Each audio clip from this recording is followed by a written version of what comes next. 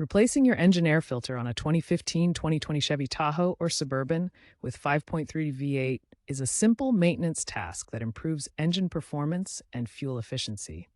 First, park on a level surface, turn off and cool the engine. You'll need a new air filter like AC Delco A3191C or equivalent, a screwdriver or ratchet set, and gloves. Open the hood and find the air filter housing, a rectangular box on the driver's side near the battery. Unclip or unscrew the lid. Remove the old filter, noting its orientation. Clean the housing if needed. Install the new filter, ensuring correct orientation, arrow towards the engine. Secure the lid and clamps. Start the engine and check for unusual noises. This should be done every 15,000 to 30,000 miles or annually, depending on your driving conditions. Remember, a clogged filter can reduce MPG by up to 10%.